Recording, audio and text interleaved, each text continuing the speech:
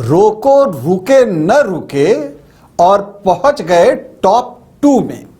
जी हाँ, मैं किसकी बात कर रहा हूं अभी आपसे चर्चा करूंगा, लेकिन पहले आपको बता दूं कि आप देख रहे हैं न्यूज बाइस्कोप और मैं हूं राकेश रंजन। रोहित शर्मा और विराट कोहली अच्छे दोस्त हैं, लेकिन दोनों के बीच एक जंग चल रही है। जंग चल रही है नंबर 1 पोजीशन के लिए। जी हाँ, वनडे इंटरनेशनल में नंबर 1 की पोजीशन किस खिलाड़ी को मिले, इसके लिए रोहित शर्मा और विराट कोहली जो है एक फाइट करते हुए दिख रहे हैं। दोनों का दक्षिण अफ्रीका के खिलाफ जो अभी सीरीज खत्म हुई है, दोनों ने उसमें बेहतर प्रदर्शन किया है। इस प्रदर्शन के बूते विराट कोहली ने जो है वो एक छलांग लगाई है 2 स्थानों की, लेकिन 2 स्थानों की छलांग लगाने के बावजूद वो रोहित शर्मा से थोड़े पीछे रह गए हैं, क्योंकि रोहित शर्मा के लिए भी दक्षिण अफ्रीका के खिलाफ जो सीरीज हुई वो अच्छी रही, हालांकि Virat Kohli player of the series रहे। तो अब सारी चीजें बता देता हूं। जो ओडीआई की आईसीसी रैंकिंग है उसमें रोहित शर्मा अभी भी टॉप पर बने हुए हैं, मतलब कि नंबर 1 की पोजीशन रोहित शर्मा के पास है। लेकिन विराट कोहली ने 2 स्थानों की जंप लगाई है और अब वो दूसरे स्थान पर आ गए हैं, मतलब रोहित शर्मा के जस्ट बाद अब विराट कोहली हैं और दोनों के बीच जो फर्क है वो सिर्फ 8 अंकों का फर्क है, 8 रेटिंग पॉइंट का। और अब न्यूजीलैंड के खिलाफ भारत को ओडीआई सीरीज खेलनी है, तो वहां पर यह जंग आगे बढ़ेगी, मतलब कि दोनों की यह कोशिश होगी कि नंबर 1 का स्पॉट उन्हीं के पास रहे।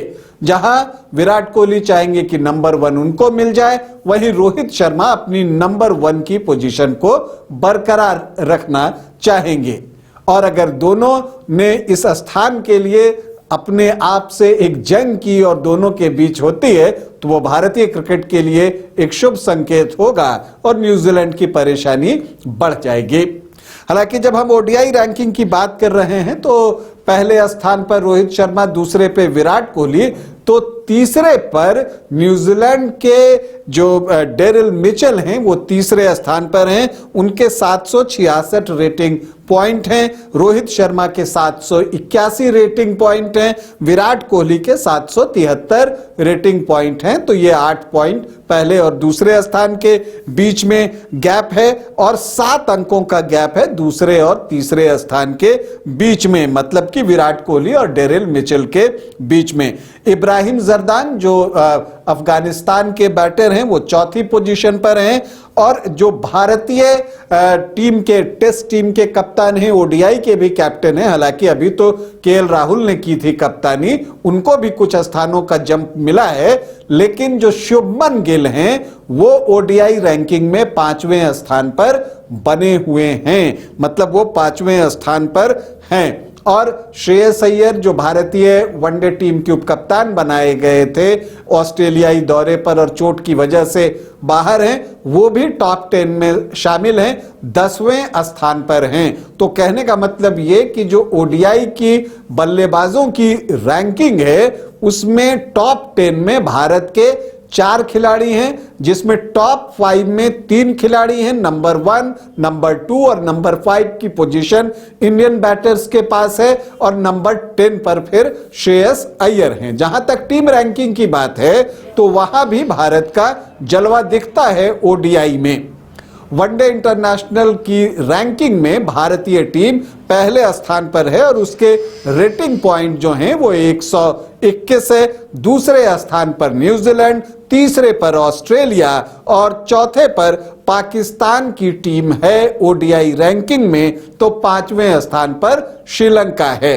तो जहां तक अगर आप बात कीजिए कि ये जो रैंकिंग हमें दिख रही है, अब गेंदबाजों की भी देख लें तो यहां पर अफगानिस्तान के Rashid Khan number 1 ODI bowler हैं। दूसरे स्थान पर जोफ्रा आर्चर हैं जिनके की 670 रेटिंग पॉइंट हैं। तो कुलदीप यादव ने दक्षिण अफ्रीका के खिलाफ ओडीआई सीरीज में जो बेहतरीन प्रदर्शन किया उसके बूते उनको 3 स्थानों का जंप मिला है और वो 3 स्थान की जंप लगाकर तीसरे स्थान पर आ गए हैं।